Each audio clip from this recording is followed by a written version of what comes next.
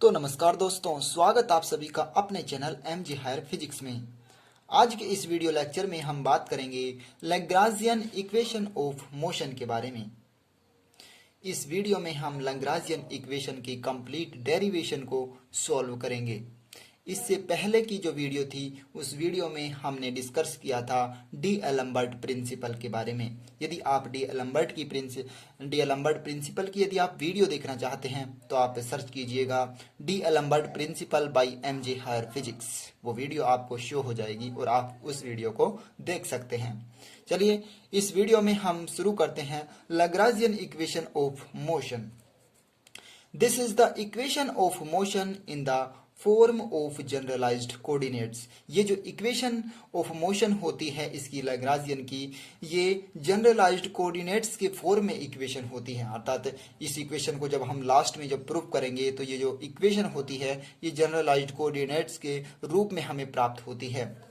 We know that D Alembert principle is, इसे हम prove करेंगे बाई डी एलम्बर्ट प्रिंसिपल। इसे हम डी एलम्बर्ट प्रिंसिपल के द्वारा इस इक्वेशन को, इस लैग्रांजियन इक्वेशन को यहाँ पर प्रूव करेंगे। तो हमारे पास जो डी एलम्बर्ट प्रिंसिपल है वो है summation I equal to 1 to n F I minus P I dot delta R I equal to 0। यहाँ पर जो एफ आई फोर्स है वो F I equal to F I A, अर्थात यहाँ पर एफ आई ए जो फोर्स है वो अप्लाइड फोर्स है, इसमें कोई भी कंस्टेंट फोर्स का यूज नहीं है। यहाँ पर एफ आई केवल अप्लाइड फोर्स है। ये हमने डी एलम्बर्ट प्रिंसिपल में देखा था। और यहाँ पर जो डेल्टा आर आई है वो यहाँ पर वर्चुअल डिस्प्लेसमेंट है। अब यदि हम आगे देखें तो we know that generalised coordinates, यहाँ पर जो जनरलाइज्ड कोऑर्डिनेट्स होते हैं वो हम जानते हैं कि जो जनरलाइज्ड कोऑर्डिनेट्स होगा R I equal to R I Q1, Q2, Q3, QNT। यहाँ पर जो आर आई है जो पोजीशन कोऑर्डिनेट्स हैं, दैट मीन्स यहाँ पर हमारे पास कोई सिस्टम होगा और उस सिस्टम में यदि कोई आयत पार्टिकल होगा, उस आयत पार्टिकल के लिए यदि हम कोऑर्डिनेट्स आर आई माने तो वो जो कोऑर्डिनेट्स होता है वो यहाँ पर जनरलाइज्ड कोऑर्डिनेट्स का फलन होगा। जनरलाइज्ड कोऑर्डिनेट्स का फंक्शन होता है और साथ में टाइम टी का भी फंक्शन होता है।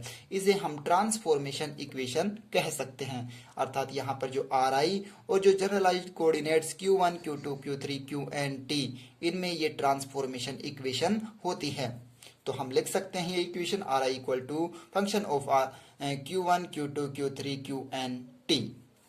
देन अब यदि इस इक्वेशन का हम डिफरेंशिएशन करें, देन वर्चुअल डिस्प्लेसमेंट, यदि इसमें हम डिफरेंस देखें तो डेल्टा आर आई, जो डेल्टा आर आई हमारा होगा वो वर्चुअल डिस्प्लेसमेंट होगा। तो delta R I equal to, यहाँ पर हम एक एक वेरिएबल को लेकर, यहाँ पर हम एक एक कोऑर्डिनेट्स को लेकर इनका डिफरेंस निकालते हैं। तो delta R I equal to del R I upon del Q one सबसे पहले हम डेल Q1 लेंगे, फिर plus del R I upon del Q2, फिर हमने Q2 लिया, फिर हम Q3 लेंगे। इसी प्रकार एज सोन एज हमारे पास यदि आई पार्टिकल, यदि हम जे कोऑर्डिनेट्स तक चलें, यहाँ पर हमारे पास टोटल जो कोऑर्डिनेट्स हैं वो Qn है।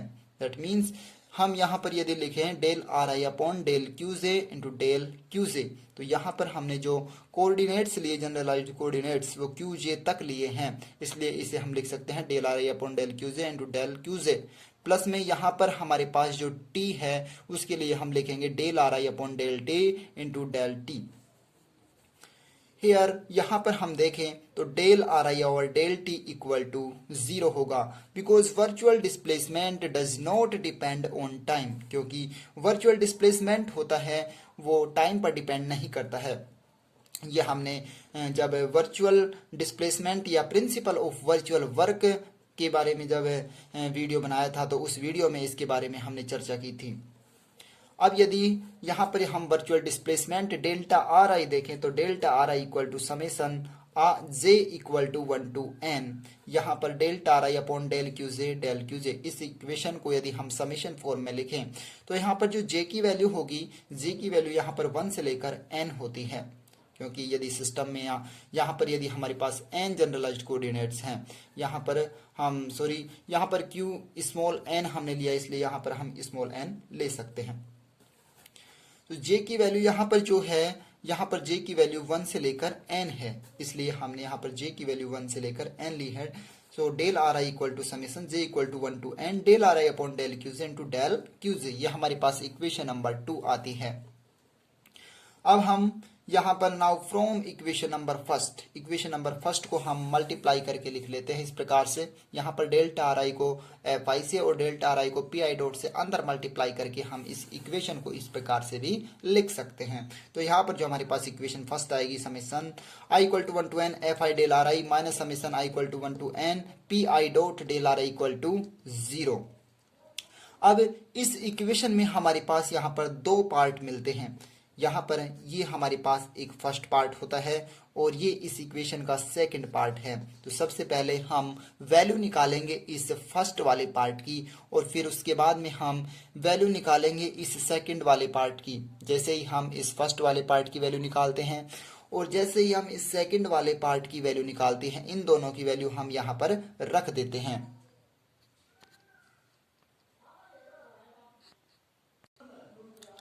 चलिए सबसे पहले हम इस फर्स्ट वाले पार्ट को सोल्व करते हैं। तो जो हमारा फर्स्ट पार्ट है वो है summation I equal to 1 to N F I del R I. इसको हम सोल्व करते हैं तो यहाँ पर हम लिखते हैं summation I equal to 1 to N. इसको हम शॉर्टली समेशन आई भी लिख सकते हैं। तो समेशन आई और यहाँ पर जो हमारे पास समेशन जे होगा और फिर एफ आई और del R I upon del Q J into del Q J. यहाँ पर हमारे पास एफ आई की वैल्यू एज इट इज हम रखेंगे और जो डेल आर आई की वैल्यू होगी वर्चुअल डिस्प्लेसमेंट की वैल्यू, ये वैल्यू हम इक्वेशन नंबर 2 से यहाँ पर पुट कर देते हैं। तो डेल आर आई की वैल्यू हम रखेंगे summation J equal to 1 to N del R I upon del Q J, ये वैल्यू हम यहाँ पर रख देते हैं। तो ये वैल्यू हम यहाँ पर दोनों समेशन को एक साथ ले लेते हैं, summation I and summation J F I del R I upon del Q J into del Q J. फिर उसके बाद में इस इक्वेशन को हम सोल्व करते हैं। यहाँ पर हम देखते हैं कि हमारे पास ये जो कंपोनेंट है F I del R I upon del Q J या F I curly R I upon curly Q J, ये जो कंपोनेंट है ये हमारे पास कहलाता है कंपोनेंट ऑफ जनरलाइज्ड फोर्स। ये जनरलाइज्ड फोर्स का कंपोनेंट कहलाता है। F I del R I upon del Q J ये जनरलाइज्ड फोर्स का कंपोनेंट कहलाता है। तो इसकी जगह हम लिख सकते हैं F I del R I equal to summation J Q J del Q J, क्योंकि यहाँ पर जो F I dot del R I upon del Q J था, इससे पहले की इक्वेशन में F I dot del R I upon del Q J, ये इसकी जगह हम क्यू जे रख सकते हैं क्योंकि ये जो टर्म्स है ये is the component of generalised force, ये जनरलाइज्ड फोर्स का कंपोनेंट कहलाता है। इसलिए इसको हम रिप्रेजेंट करेंगे, इसको हम डिनोट करेंगे क्यू जे से, इसलिए इसकी जगह हम पुट कर देते हैं क्यू जे। तो हमारे पास ये इक्वेशन नंबर 4 प्राप्त होती है। अब हमने यहाँ पर summation I F I del R I अर्थात जो फर्स्ट टर्म्स थी, यहाँ पर जो फर्स्ट पार्ट था इसका summation I equal to 1 to N F I del R I, इस इक्वेशन का फर्स्ट पार्ट को हमने सोल्व कर लिया। अब हम सॉल्यूशन करेंगे इस पार्ट को summation I equal to 1 to N P I dot del R I. तो चलिए इस सेकंड पार्ट को अब हम सोल्व करते हैं। सेकंड पार्ट हमारा है summation I equal to 1 to N P I dot del R I equal to, अब पी आई डॉट को हम लिख सकते हैं एम, पी आई डॉट का मतलब होगा यहाँ पर पी आई इक्वल टू होता है एम आई वी आई। अब डॉट का मतलब होगा कि इसका डिफ्रेंसिएशन होगा with respect to T, that means इसको हम लिख सकते हैं M I V I dot, और वी आई डॉट को हम लिख सकते हैं M I V I dot को हम लिखेंगे आर आई डबल डॉट, ये हम इसको लिख सकते हैं। इसलिए हम पी आई डॉट को लिखेंगे M I R I double dot, and जो डेल्टा आर आई है वर्चुअल डिस्प्लेसमेंट, इसकी वैल्यू हम रख देते हैं summation J del R I upon del Q J into del Q J. Del R I की वैल्यू हमने अभी पहले निकाली थी, तो यहाँ पर हम ये वैल्यू भी यहाँ पर रख देते हैं। अब हम M I R I double dot और यहाँ पर दोनों समेशन आई समेशन जे को एक साथ ले लेते हैं, M I R I double dot and del R I upon del Q J into del Q J, इसको हम इस प्रकार से लिख लेते हैं। अब हम इसकी वैल्यू निकालते हैं और इसकी वैल्यू निकालने के लिए यहाँ पर हमें कुछ ये इक्वेशन का यूज करना होगा। जैसे यदि हम देखते हैं कि M I R I dot del R I upon del Q J, यदि इस टर्म्स का हम डेरिवेटिव करें विद यदि हम इस टर्म्स का डेरिवेटिव करें with respect to time, M I R I dot del R I upon del Q J, तो इसका यदि हम डेरिवेटिव करेंगे तो हमारे पास इसका डेरिवेटिव आएगा। सबसे पहले यहाँ पर हमारे पास दो फंक्शन है, एक आर आई डॉट है और एक del R I upon del Q J है, तो इसको हम फर्स्ट और सेकंड फंक्शन मानकर इसका डेरिवेटिव करते हैं। तो सबसे पहले हम एम आई को ऐसे कैसे लिखेंगे और आर आई का हम क्या करेंगे, डेरिवेटिव करेंगे, तो R I double dot and del R I upon del Q J same. फिर हम अब यहाँ पर अभी हमने आर आई डॉट का डेरिवेटिव किया, फिर हम del R I upon del Q J का कर देंगे, M I R I dot and D upon D T del R I upon del Q J. इन दोनों को यहाँ पर हमने इन दोनों को फर्स्ट और सेकंड फंक्शन मानकर इसका डेरिवेटिव किया है। यहाँ पर ये डेरिवेटिव हमने किया है। अब यहाँ पर यदि हम देखें तो D upon D T del R I upon del Q J, इसकी जो वैल्यू होगी, इसकी जो value D upon D T del R I upon del Q J, इसकी वैल्यू जो हम निकालेंगे वो निकालेंगे del upon del Q J. इसको हम इधर ट्रांसफर कर दें तो del upon del Q J del R I upon del T equal to यहाँ पर del R I upon del T को हम लिख सकते हैं वी आई, क्योंकि del R I upon del T V I velocity को रिप्रेजेंट करता है, इसलिए हम इसको लिख सकते हैं equal to del V I upon del Q J. तो इसकी जगह हम ये वाली वैल्यू पुट करेंगे एंड हम यहां पर देखते हैं कि del R I upon del Q J की जो वैल्यू होगी वो होगी del V I upon del Q J dot, क्योंकि यहाँ पर del R I upon del Q J को यदि हम इस प्रकार से लिख सकते हैं जैसे del R I upon del, इसको यदि हम बाई डेल टी कर दें और del Q J by del T हम इस प्रकार से इसको लिख सकते हैं, क्योंकि डेल टी से यहाँ पर डेल टी कैंसिल हो जाता है, इसलिए वापस हमारे पास del R I upon del Q J ही प्राप्त होता है। और del R I upon del T की जो वैल्यू होगी del R I upon del T वो होगी हमारी डेल वी आई, और upon del Q J upon del T इसको हम लिख सकते हैं डेल क्यूजे डॉट। तो इस प्रकार से हम इसके इक्वल ये लिख सकते हैं। फिर यहाँ पर हमें जो वैल्यू निकालनी है वो वैल्यू हमें निकालनी है M I R I double dot del R I upon del Q J की। तो यहाँ से इस इक्वेशन को हम ट्रांसफर करके इसका पक्षांतरण करके इसकी वैल्यू निकालेंगे हम M I R I double dot del R I upon del Q J.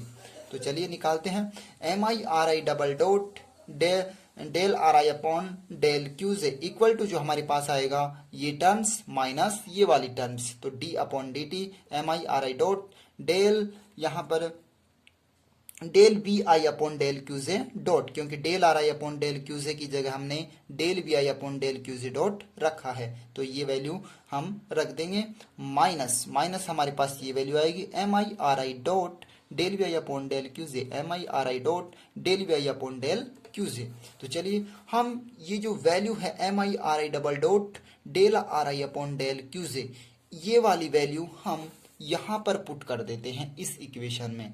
तो यहाँ पर जब हम पुट करते हैं तो हमारे पास ये इक्वेशन आती है summation I equal to 1 to n P I dot del R I equal to summation I summation J D upon D T M I R I dot del V I upon del Q J dot minus M I R I dot del V I upon del Q J